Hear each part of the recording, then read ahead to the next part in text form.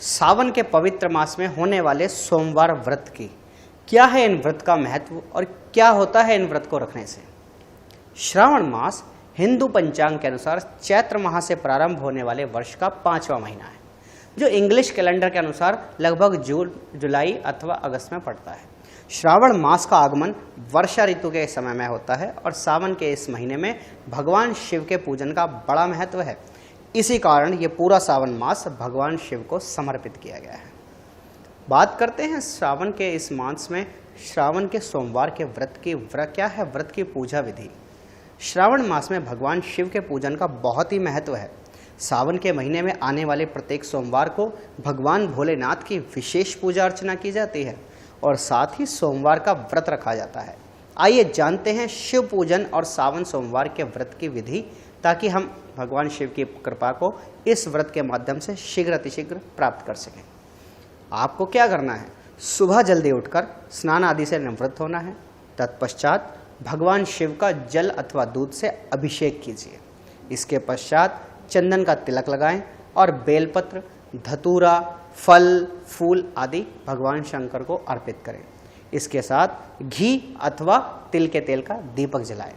सावन सोमवार व्रत कथा व शिव चालीसा का पाठ करके मंगल आरती गाएं। व्रत के दिन सुबह और शाम भगवान शिव की आराधना करें और शाम को पूजा समाप्ति के बाद व्रत खोलें और सामान्य भोजन करें।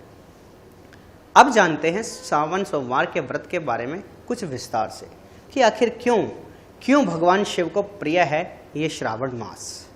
सावन मास में किए जाने वाले सोमवार के व्रत भगवान शिव को अत्यंत प्रिय हैं। इस संदर्भ में अनेकों कथाएं प्रचलित हैं।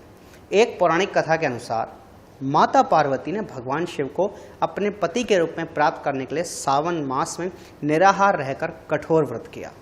इस तपस्या से प्रसन्न होकर भगवान शिव ने उनसे विवाह किया और इस श्रावण मास में ही वो अपने ससुराल आए। वहीं दूसरी कथा के अनुसार ऐसा भी माना जाता है कि इसी माह में भगवान शिव पृथ्वी पर अवतरित होकर अपने ससुराल गए थे और वहां उनका स्वागत जलाभिषेक आदि से किया गया था।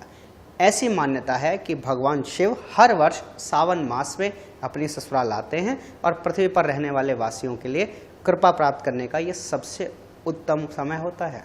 इस वर्ष सावन मास 10 जुलाई से प्रारंभ हो रहा है, अर्थात सोमवार के दिन से ही, और इसकी समाप्ति भी सोमवार के दिन ही होगी। इन 5 व्रत को करने से आपको भगवान शिव की कृपा अवश्य ही प्राप्त होगी। हम आप सभी की शुभ मंगल कामना के लिए भगवान से प्रार्थना करेंगे और ये विश्वास रखते हैं कि ईश्वर आपको आपके मनोवांछित फलों की प्राप्ति कराने में आप पर कृपा बनाए। जानते हैं क्या है सावन के सोमवार व्रत की मान्यता। सावन के महीने में जो भी भक्त भगवान शिव की श्रद्धा भाव के साथ पूजा अर्चना करता है उसे शिव कृपा अवश्य प्राप्त होती है। ऐसा भी माना जाता है कि विवाहित महिलाएं अपने वैवाहिक जीवन को सुखमय व अविवाहित महिलाएं अच्छे वर की कामना के लिए इस व्रत को रखती हैं। वहीं सावन में भगवान शिव के पूजन व व्रत से लंबी आयु का वरदान भी प्राप्त होता है। इस पवित्र श्रावण मास में कांवड़ यात्रा का बहुत महत्व है। कांवड़ जैसे हम कांवड़ यात्रा भी कहते हैं और कांवड़ लाने वाले को कांवड़िया। श्रावण के पावन मास में शिव भक्तों के द्वारा कांवड़ यात्रा का आयोजन किया जाता है।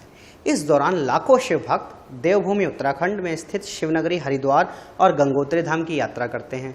कुछ लोग देवघर में भी जाते हैं। इन तीर्थ स्थलों से गंगा जल से भरी कांवड़ को अपने कंधों पर रखकर पैदल लाते हैं और भगवान शिव को वो गंगा जल चढ़ाया जाता है। सालाना होने वाले इस यात्रा में भाग लेने वाले श्रद्धालुओं को कांवरिया अथवा कांवड़िया भी कहा जाता है। पौराणिक मान्यता के अनुसार कहा जाता है कि जब देवताओं और असुरों के बीच समुद्र मंथन हो रहा था, उस समय मंथन से 14 रत्न निकले। उन 14 रत्नों में से एक हलाहल विष भी था, जिससे सृष्टि नष्ट होने का भय था। तब सृष्टि की रक्षा के लिए भगवान शिव ने उस विष को पी लिया और उसे अपने गले से नीचे नहीं उतरने दिया। विष के प्रभाव से महादेव का कंठ नीला पड़ गया और इसी कारण उनका नाम नीलकंठ पड़ा। कहते हैं रावण शिव का सच्चा भक्त था और वह कांवर में गंगा जल लेकर आया और उसी जल से उसने शिवलिंग का अभिषेक किया। तब जाकर भगवान शिव को इस विष से मुक्ति मिली थी। विशेष रूप से इस सावन मास में आपको भगवान शिव के किसी भी मंत्र, चाहे वो ओम नमः शिवाय नाम का मंत्र हो अथवा कोई भी अन्य मंत्र, या विशेष रूप से मृत्युंजय मंत्र का जाप करना चाहिए और जितना संभव हो भगवान शिव की महिमा में खो जाना चाहिए। शिव का रुद्राभिषेक करना चाहिए और विशेष रूप से भगवान शिव द्वारा दी गई शिक्षाओं का पालन करना चाहिए।